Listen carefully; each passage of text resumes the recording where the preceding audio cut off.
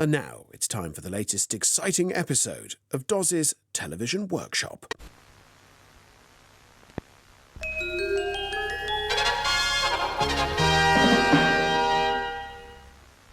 Hello and welcome back to Doz's Television Workshop, where today we're going to be taking another look at this B&W Zeppelin speaker. Now this was a star of a former episode, a bit of a fail video, because its power supply failed in such a manner that the voltages on its output had risen to such an extent where it wrote the main board off.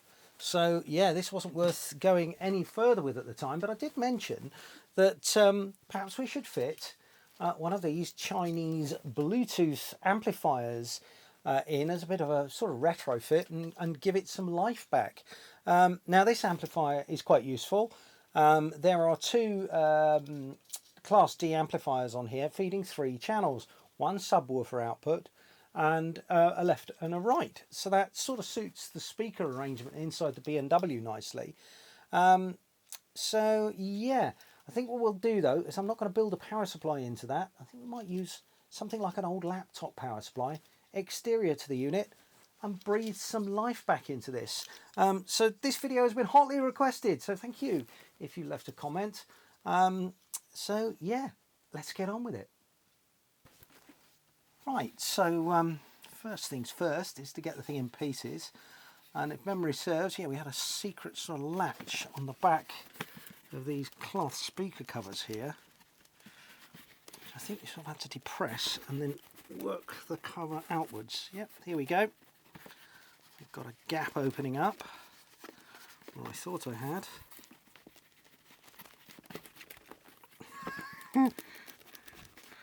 Let's try the other one first, shall we?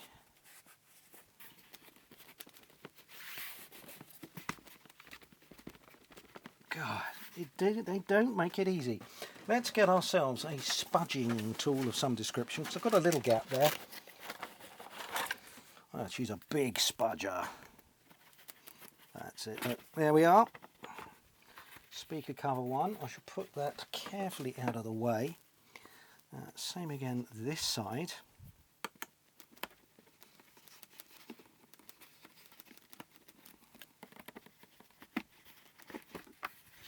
There we are. And that reveals our 3-speaker scenario. We've got a tweeter, 2 tweeters, 2 mid-range or squawkers, and 1 sort of subwoofer, which is going to match this situation here quite well. Now, what do we have to do next? It doesn't look like I've put the screws back in, because I knew I'd be here, hence I kept a bag of parts. So, spudger again, I think. That's it. Here we go. Oh yeah, I remember it now. It was flooding back. Heavy as lead. Right, let's put that back in there. What have we got?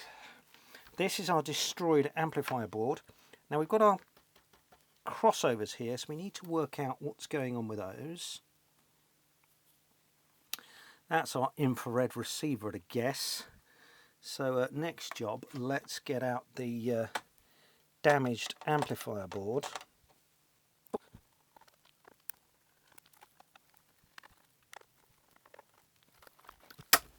Whoa, what am I trying to break here? I think that happened last time. Let us undo that before any more harm comes to it. Okay, that side has already suffered damage. I think there are 2 screws under this piece of foam here to undo. Just remove that out of the way for the time being. Could do the old video cassette trick, couldn't I? That would actually be quite a good idea. Right, let's just do that. I think we might only need one. We've got Crime Story and the Roman Polanski A Bitter Moon. Yeah, that'll do. Right, okay, let's just spin it all up the other way again. And that should keep the weight off that bracket. And I'll fix that back on in a moment. Right, I'm going to undo this wiring harness arrangement here, because half of this is now scrap. this is the power supply harness, so that can go. In fact, that come out with the board, I think. Okay, oh, we've got more under there. Lord. Okay, that's coming out. Need something just to remove those nuts there.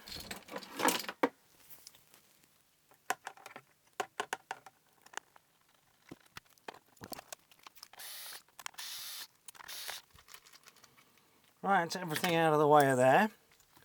Shall lose that bit of harness. I'm not interested in that. I shall lose this bit of harness because I am not interested in that. Now somehow we have got to fit our board in here. Well,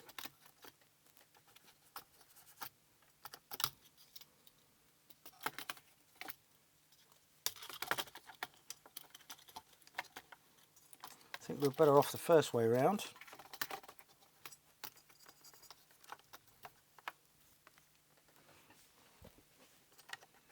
I think we might be soldering straight onto the power connector, but that does leave us about in the right ballpark.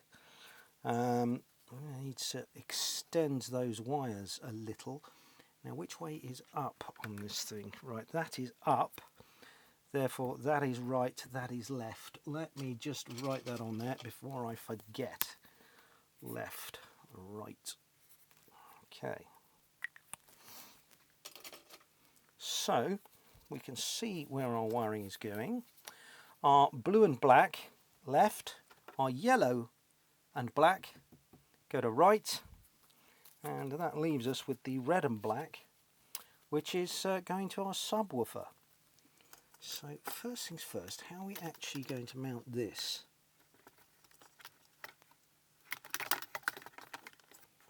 That's looking favourite. I can still just about adjust the controls, because once these controls are set, I'm not going to need them again, really. I can do the rest via Bluetooth. So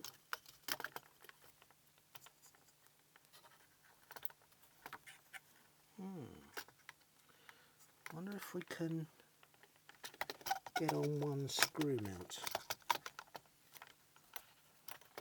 I can definitely just about sneak in on that one, maybe. Right, let's wire things up and see how far we get. This might be a simple job of just hot snotting the damn thing into place with a bit of hot melt gunge and going from there.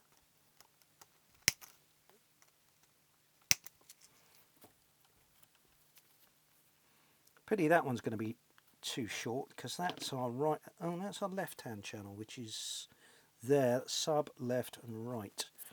Right, we got enough room to get on that one? No, not quite. None of this wiring is going to be any good. We'll need to extend it a little bit, oh, except for the subwoofer. The subwoofer's going to be okay. Right, well, let's make that happen.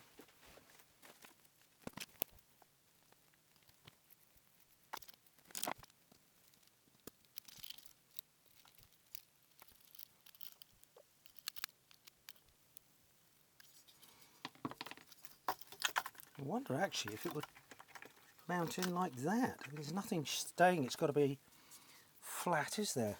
It might be a little bit better. Right, so let's extend these two leads a little.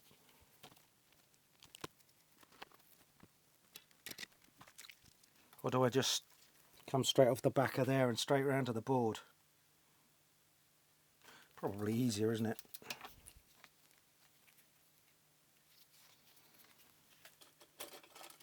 Let's just mark our polarity.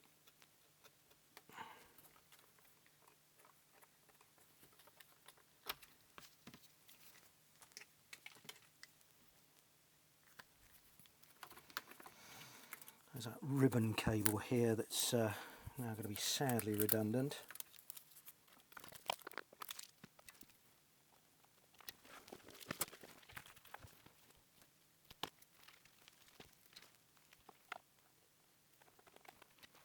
That's our right channel, so it's going to go down to there.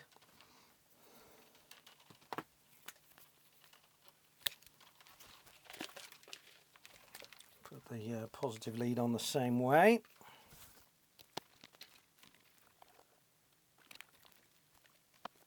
Seems reasonable. I'm going to reuse a bit of this sort of lagging stuff if I can, or is it adhesive? Oh, it's adhesive. Right, we shan't be reusing the bit of lagging stuff. We shall be winging it, and hopefully it won't rattle around in there too much.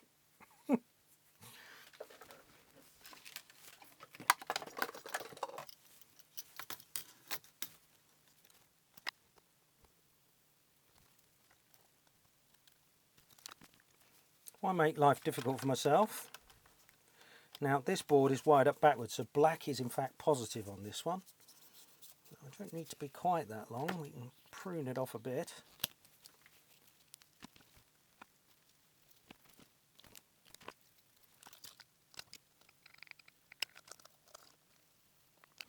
Right. There we go. I can put some of that wadding around there, I think, and we'll get away with that. So,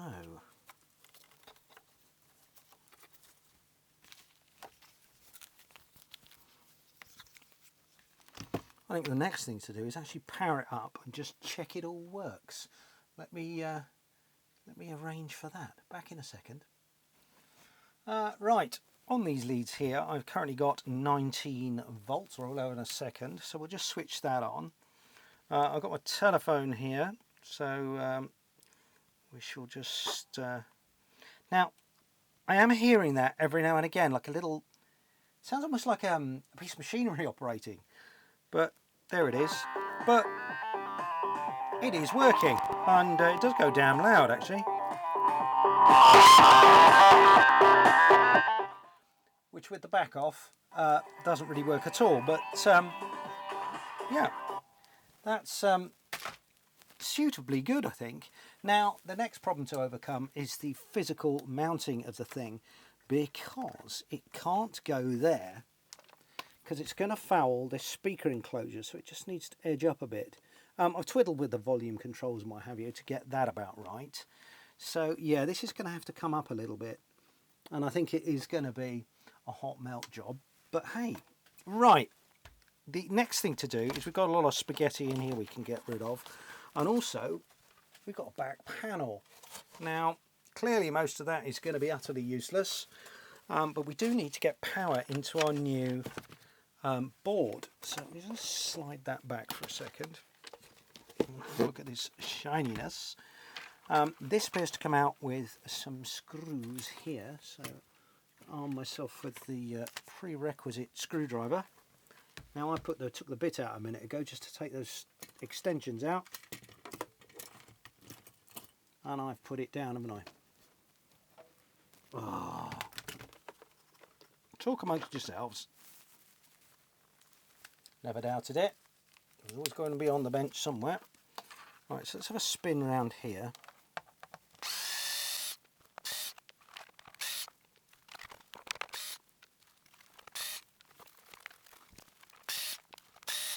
While I'm in it, I'm just going to sack all these earths off.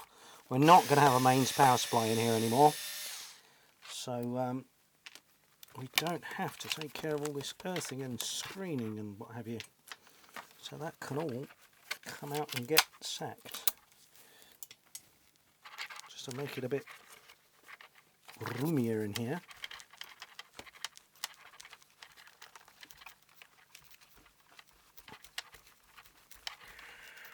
Oh. There we go. I think that's our mains, originally from our mains lead. So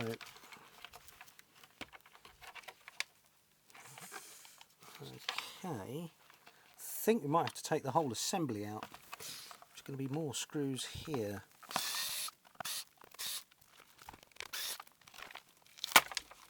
Right, once that got that away. Oh, we did just take the top off in the end. Are there more screws? No. Oh, I bet there is under there. Right, this ribbon cable is going to be very redundant.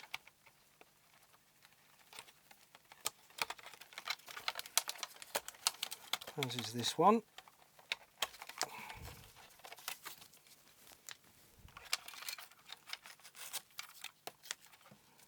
I always tend to keep these ribbon cables though. You never know when you're going to snag one up and be in trouble for them. But I have to say, a lot of them now are gettable from the likes of AliExpress, etc. Right, what have we got in there? We've got some connectoring going on. Oh, still another screw. That's why he's not coming out. It's mine now. Excellent. Put that back over there. So that's our back panel. So I'm going to want to... Almost looks 3D printed, doesn't it? God. Let's take all this guff out of here, because that's all going to be redundant. You're never going to have enough torque to get those out, are you, wow stick? You're useless.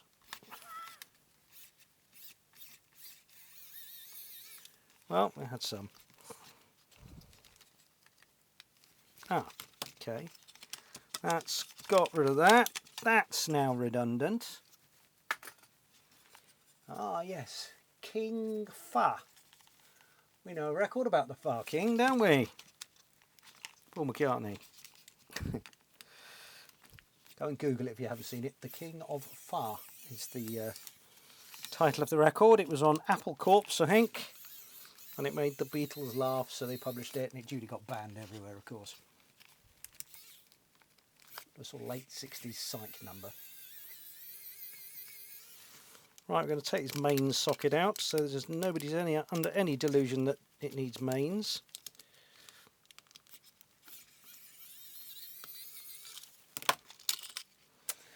It's in our big pile of bits, and then we've got this to work with. So we're going to need to fit some sort of DC jack in there. So, yeah, have I got any? I know I've got barrel connectors somewhere. Right, I have a very suitable candidate here. Peel that open. Ah, yeah, we're liking that a lot. So,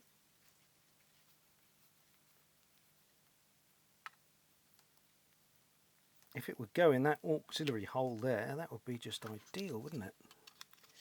Yeah, we're going to need to drill that out a little. But that we can do.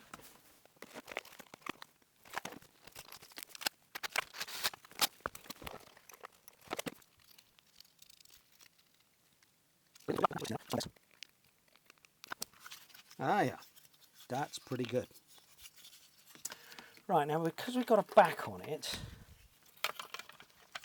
and it's got all this wadding on it, I was concerned that it would be leaking air.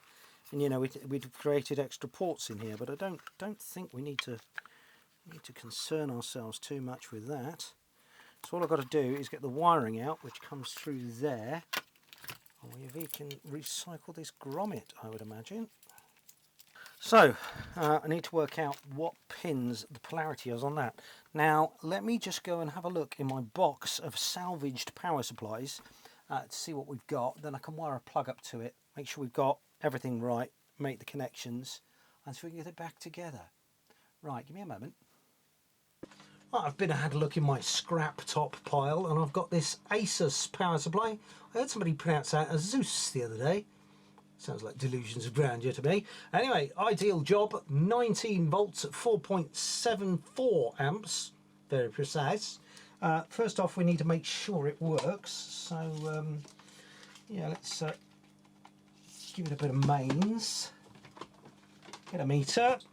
And we'll just check we've got 19 volts on our output. Looking at that as well, it might even have the right plug on it, which would just be a bonus. So what have I got? 19.96 volts, close enough for me. Let's put that in there and work out which pin's which on this plug. Because I've got 3 pins. I think one's a sort of used for battery changeover or something similar. So we'll pin out on there and find where our 19 volts is. I think that's our plus. Okay. That one there is our plus. Let me get my squeaky pen and we'll just mark that up. One Sharpie, that's plus. And the one adjacent to it is ground. Right, let's just disconnect that for now.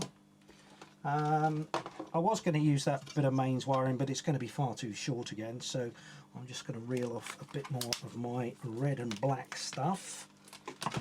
And I know what you're thinking, oh, it's not thick enough. And yeah, it ain't got to go far though. This is never going to be hi-fi anymore, so let's not bother ourselves too much.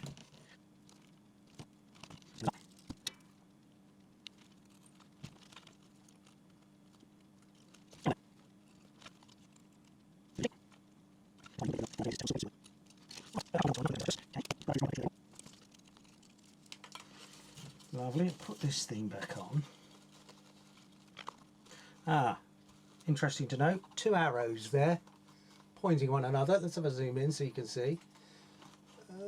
Right, you're in the wrong place now, but look, just there, you can see in the plastic there's an arrow there and an arrow there, because this piece is at an angle. Presumably the case won't go back together if we get that wrong. So yeah, that's a good thing to notice. Right, zap all these little screws back in.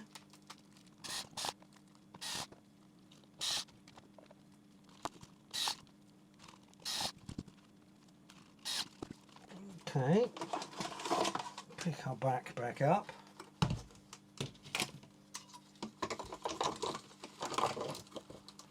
Now drop back in there. Now it's the screws with the inbuilt washers.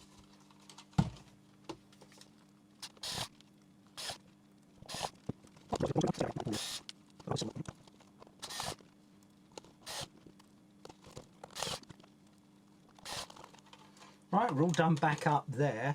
Now, for connecting to the amplifier board, our power supply itself, I am not going to use another connector because we're pretty short of space in there as it is. So I'm going to choose to just solder that straight on. Right, let's just clear the decks a bit.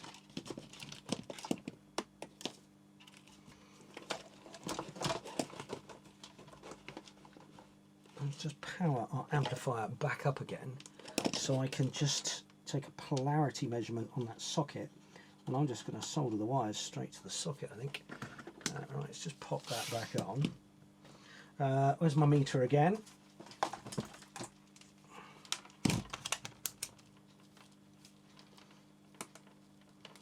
I'm going to guess myself that the pins nearest me are positive and the pins the other side are negatives. Put the meter there so you can see. Can you see? You can.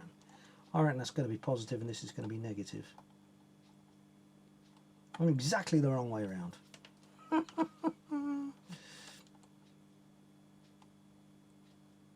There we go. So negative is towards me. Okay.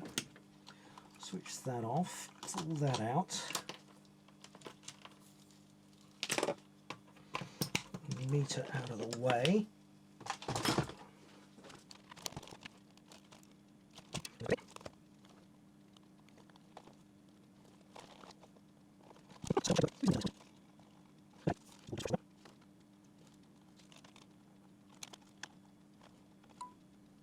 Lovely. Okay, let's go with our Asus power supply and see if that powers it up. We've just got to sort of get the case back on. Where on earth has that gone? How did that manage to get tangled up in such little time? Right. That goes in there. And it lights up. Fabulous. We have a flashing Bluetooth light pairing thing going on. And it's paired up to my phone. Now all I've got to do is make it all fit in the box. So, right, how am I going to engineer that? This needs to be up something like that. So let's just see if we can sort of make that happen without it being a major pain.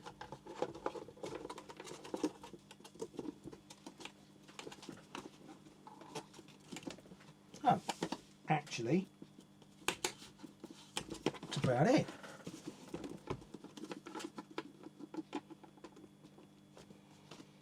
well, I'm quite keen to try it out, it must be said. So, I forget what's missing from there now. Oh, that's how that fits, that's why.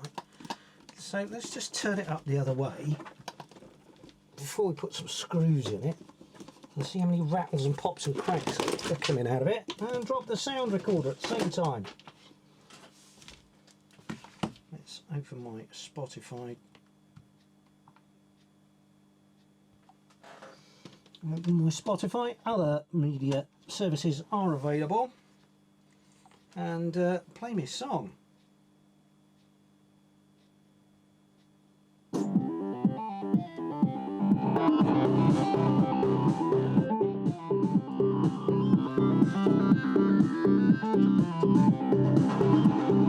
It does need something like some equalisation or some adjustment at the top end.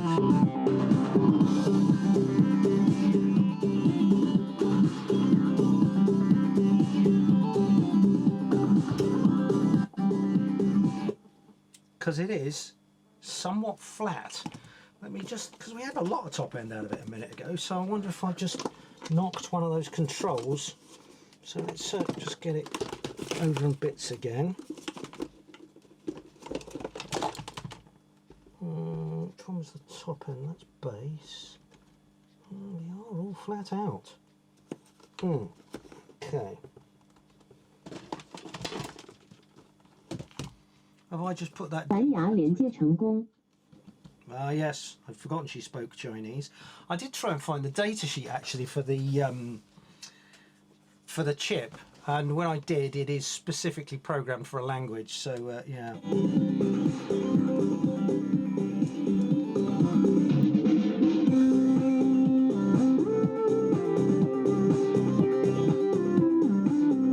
going to go into my equalizer settings.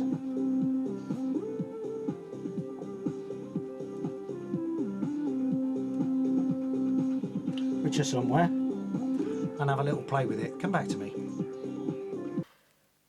Right, the problem wasn't with the phone or the audio recorded on it really. It was the fact that I had the bass too far up on our little amplifier board that's in there, and it was just swamping the rest of it. I've backed it off a little bit and made sure the case is together before I put the screws back in it, and yeah, it's incredible now, to be quite honest. It does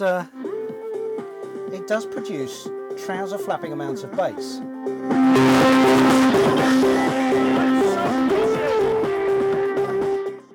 At some volume.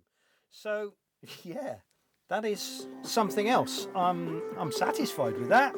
It's never going to be hi-fi again, if it ever was in the first place, and I'm sure B&W are probably spinning in their graves if they've got them. But there it is, we've breathed some life back into some old rubbish. I'm just going to button this back up and go and put it to some use somewhere. I think it might live in the kitchen. That might be Mrs. Dawes compatible. Yeah, and she's always moaning that she hasn't got a Bluetooth speaker in the kitchen. So, well, she has now. Right, let's button it back up and go from there.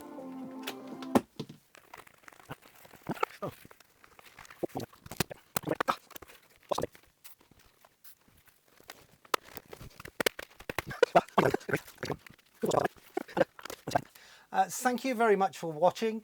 Yeah, click like, subscribe, do all that rubbish, and I'll see you next week here on Doz's Television Workshop. Cheers now. Bye.